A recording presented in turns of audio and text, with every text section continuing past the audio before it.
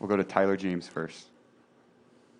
Hey, Jeremiah, I'm curious, where have you been training? What have you been focusing on? And then do you have plans for draft day? Yeah, so I've been training in Frisco, Texas, at the Exos facility, great facility for speed and strength and a lot of things. I've been working on specifically really my weight, working on a consistent, routine and what I'm eating and how I'm eating and when I'm eating. I've been working on, the smaller things within my body, like ankle mobility and, the small little ticks and attacks that are making me kind of separate myself from the other competitors.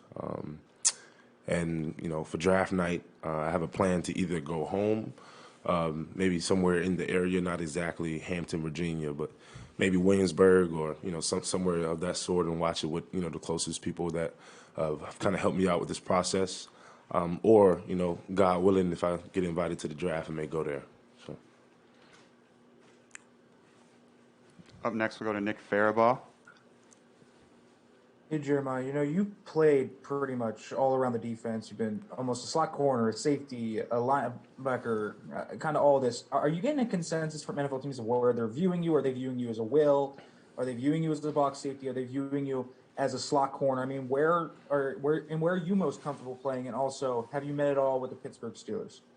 Yeah, so all those positions that you named are pretty, familiar positions to me in terms of playing, even from high school until now. I've played a lot of positions. In terms of NFL teams, I've been hearing a lot of linebacker primarily, and for me, the closer to the ball that I am, I'm happy. As a competitor, I want to be able to find something that gives me an edge and that gives me an advantage, and the closer to the ball that I am, and I think that's an advantage for me. But I've heard kind of dual positions as well. Speaking of sub packages, third down, and certain things like that. And have I spoke with the Pittsburgh Steelers? Yes. All right, we're going to go to Maddie Glab next. Hi, Jeremiah. I'm Maddie Glab with the Buffalo Bills. Just wondering if you've spoken to the Bills yet, and if you were to get drafted by them, what you know about the Buffalo Bills and why you'd be excited to play for an organization like that. Yeah, I have spoken to the Bills. Crazy organization, crazy as in good, exciting organization, exciting defense, fast, speedy, physical, and that, that's just a program that that I find myself would fit perfectly into. There's a lot of defenses like that, but as you look at the Bills, they're a talented team and a talented defense, young defense as well, and is willing to fly around. So I think it'll be a great fit as well. We'll go next to Dave Burkett. Hey, Jeremiah, two questions for you. One, can you how do you think your experience as a slot cornerback has sort of made you the ideal linebacker for today's NFL? The coverage responsibilities, I guess, that come with that. And then two, I cover the line, so I was curious what your relationship is like with the Acquire brothers, if they've helped you at all through this process. And yeah, I got you. Well, just my experience with playing. I think you phrased it slot corner slot. Yeah. Yeah, that's an interesting name. Well, just with me playing a lot of man coverage this year, it helped me out, especially, definitely in my transition, I think, to the league as, the NFL is becoming more of a pass-happy league. And, more teams are, running 70%, 80% sub third down packages. And I think that's just where my game peaks at, is that third down kind of sub, whether it's inside or outside nickel, box, wherever it is. I believe I seen a stat where somebody kind of counted my snaps. I played 600 plus snaps out in the slot and about 450 plus snaps in the box. And that the kind of duality I think is what NFL teams are looking for as the league progresses into more of a pass league. So. Up next, we'll go to Matt Perino. Jeremiah, you look at the league today and the way that offensive coordinators, utilize skilled players, their speed and, physicality in some ways. How do you feel like your skill set prepares you to kind of be ready for that day one? Well, my skill set, just to start off first, it's a mindset. I think when I step on the field, my attitude kind of differs from others. Just willing to attack, willing to be physical, willing to take chances, willing to make plays, a fierce competitor, coming from my foundation and where I'm from. You know what I mean? So in terms of the offense, in terms of their skills and their speed, I think I just match up just as well. I run fast, I'm physical, and I'm quick reacting, but not too quick that I can't be patient to wait for a play to develop in front of my eyes. So I think in terms of the offense and moving on to this next level, I think I'll just be ready for it. We'll go to Mark Skoll next. Go ahead, Mark.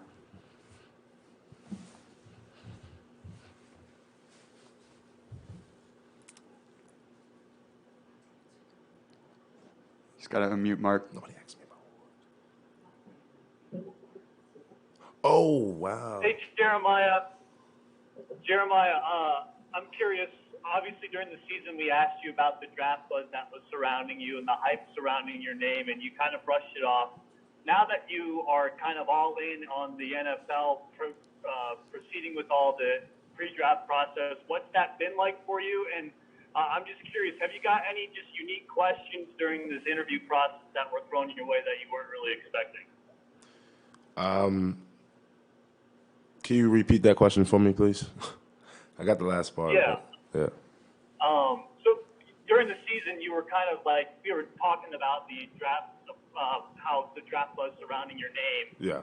And you kind of brushed it aside saying you're focused on the season. To now have that all-out focus on the NFL draft process, what has that been like and how fun has that been for you? Yeah. I mean, it's been a beautiful process, monumental, something that you will always remember.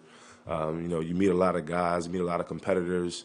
I was down in Frisco training with a lot of, great players with Najee and Rondell and Jamar Chase and those guys. And it was amazing to just get after it with them. And, it's a different type of process as you have more time. You have almost more resources and, a little bit more finances to be able to purchase the foods that you need and to be able to, take care of your body at a level that, prepares you for the future or prepares you for what's next.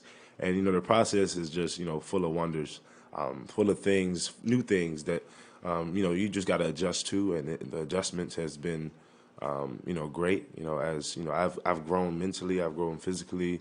I mean, even spiritually, as I was speaking of, more time to speak with kids, speak with, within the community, signing things, So it's been a great process. And in terms of the questions that I've got that, has been most interesting is just, what do you define as culture? Somebody asked me that, won't say what team, but somebody asked me what did I define as culture, and I actually have been kind of using that as well as one of my questions for teams. Like, what do you guys like? What's your culture? And I think that was a beautiful question because if you ask somebody what do you mean by culture, it kind of brings something more. It allows them. It has to allow them to dig deeper to find something kind of outside of the football realm, but also including football. So it's a beautiful question to me. So. All right, next we'll go to Dan Wilkenstein. Hey, Jeremiah, Dan Wilkenstein from the Brawl Network. How you doing? From where? From the Brawl Network. How you doing? How you doing? Yeah. Not bad, not bad. I cover the Chargers out here in LA. So a couple things. I know the Chargers are really looking for kind of versatility all over their defense. So maybe a two-part question. One, have you talked with the team, what you see yourself as a potential fit there? And I guess the second part, I know pass rushing has kind of been the biggest needs for a lot of teams now. I know that's versatility is something you kind of bring your hat on. What do you bring to the NFL? We'll talk about your pass rushing and your fit with the Chargers. Yeah. So in terms of my fit with the Chargers and how I spoke to them, I have spoken to the Chargers, and that inside linebacker kind of third down package guy is kind of where they see me at. And I think I'll be a great fit for that position. As they're playing a lot of teams that, like I said before, have that kind of pass duo or that passing first mentality. And I think that's really, to answer the second part of the question, I think that's really something that I excel at in terms of coverage on tight ends, on slots, and whichever it may be, even passing in terms of zone drops, in terms of getting my eyes back, in terms of finding the routes and ultimately, closing them off. So I think that's something that, I tremendously bring to a team in terms of coverage, in terms of being able to dissect the play, and really being able to get from point A to point B or as I say, point A to point E, because there's a lot of things you got to get through before you get to the play. At linebacker, you got to get to line, you got to get through whether it's a tight end or it's a wide receiver. So I think that's where my strength lies in terms of that transition to the NFL. Next question is going to come from Andrew Mintock. I just wanted to ask you about Drew White quickly. After playing with him for 4 years, how valuable is it to Notre Dame to have him coming back next year, especially with a new defensive coordinator and linebackers coach? And what do you expect out of him next season? Drew White. I expect Drew White to be the best player on the field, even with Kyle Hamilton on the field. But anyways, Drew White, man, he's an amazing guy. He's a true leader, true vocalist in terms of his play on the field. You can always count on him. He's an accountable guy, and he's a genuine guy. And that's always somebody that you want in the middle of your defense. You know what I mean? You want the best player that's kind of vocal and will lead by example. So that's exactly what Drew White will bring this year, and you guys be looking for a big year out of him. So. Next, we'll go to Adam Mack. Hey, Jeremiah, how you doing? What's up, Adam? Good. Have you been in contact with the Eagles? And just a little follow-up on that. This draft is very heavy at the defensive side. A lot of different players at different positions. What makes you stick out over those guys? Yeah. Well, if we're speaking in terms of the Eagles, I think I fit better than the other guys in terms of my mentality. Going back to that, the Eagles is a place that's is a gritty place. You got to be, you got to have some fierceness to you to survive in Philly.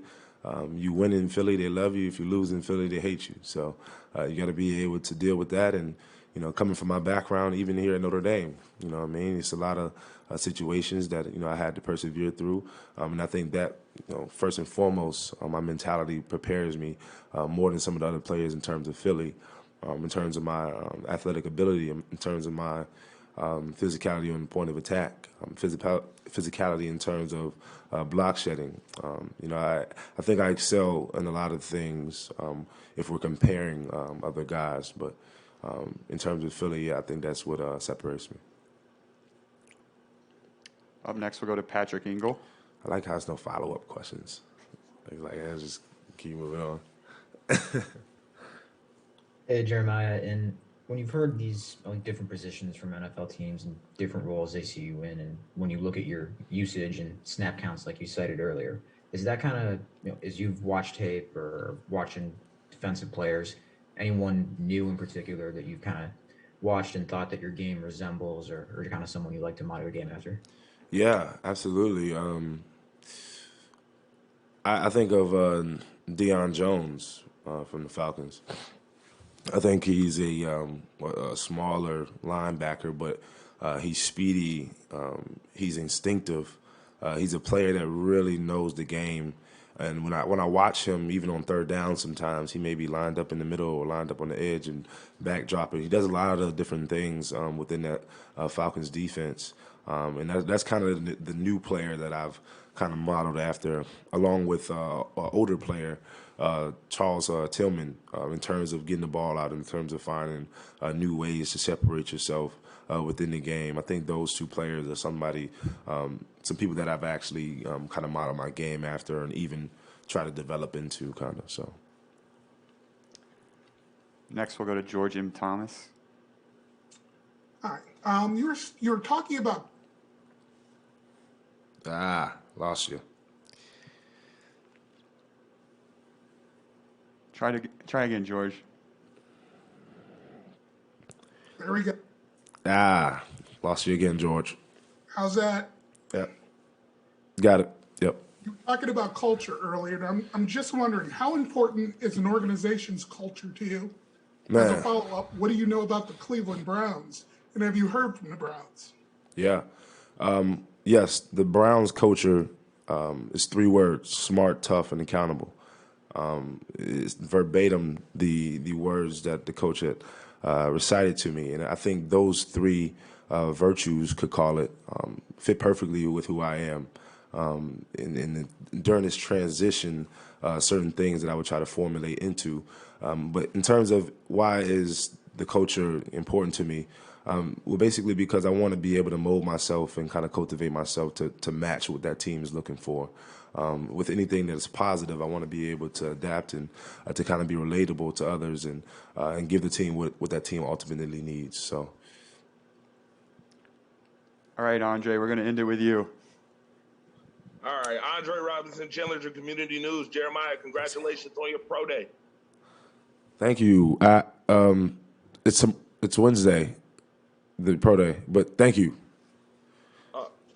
Congratulations. As a man who won the Buckets Award, who also was ACC Defensive Player of the Year, you have a lot to offer the NFL. You already are getting NFL comparisons to Derwin James and Isaiah Simmons, those type of guys. My question is, what do you have to work on? Because there's some people saying that you have issues as far as making tackles, being instinctive a little bit, how you tackle, your energy sometimes on angles, things of that nature. So Yeah. what do you think that you need to work on? Man, I think you just said it. Other than the instinctive part, but I think you just said it perfectly. I need to work on tackling. I think every defensive person, needs to work on tackling. I need to work on my angles. Those are two things that I don't think are my weaknesses, but I think those are things that I surely need to work on to, become the player that I want to become. So those are things that I am correcting and working on. Every missed tackle that I've had, I've calculated it and said, okay, wow, every missed tackle that I've had, I've left my feet. So if I could just keep my feet and I could just be more patient on my angles, I think I'll be just fine. Where's the guy from Brazil? Is he? Yeah, can we get him? Man, yeah, I liked his energy. His energy was. All right, Matthias, we're going to end with you. My Go man. for it. My man. Thank you. Jeremiah, here is Matheus Ornelas from Time Out in Brazil. Do the bang. Congratulations. Tudo bem? Congratulations for going for the NFL draft.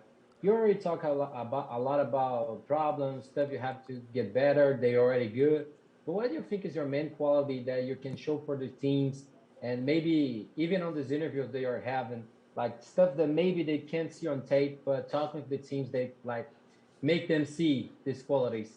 Yeah, I think every team needs a sense of spirituality, not in terms of religion, but more in terms of the development of the inner man. And I think if teams can see that I have that inside of me, teams can see that I'm a leader in that fashion. That's something that's off the field that can positively help. I think a good example is Russell Wilson and how he's transformed some of those guys on the Seahawks and how he's really brought his spirituality into the game of football. So that's a great example, and I think that's definitely something that I have that's a strength of mine in terms of what I can bring to a team outside of football. We actually have one more from Brazil, so we're going to go to Danilo. Hey, Jeremiah. How are you doing, man? Tudo bem. Tudo bem. Well, Jeremiah, you won the position in Notre Dame, and you are a hybrid player who can act as a linebacker or safety. But how do you see your transition to the next level? And as you can play in both positions, how do you think Notre Dame prepared you for this new stage? Yeah.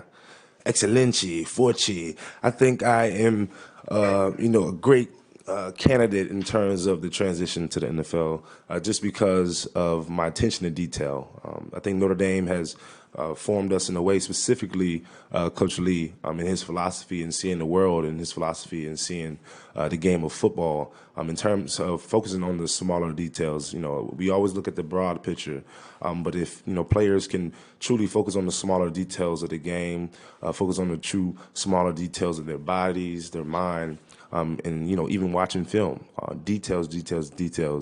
A painter can paint a big picture, but it's not going to become a masterpiece until he focuses on the small details.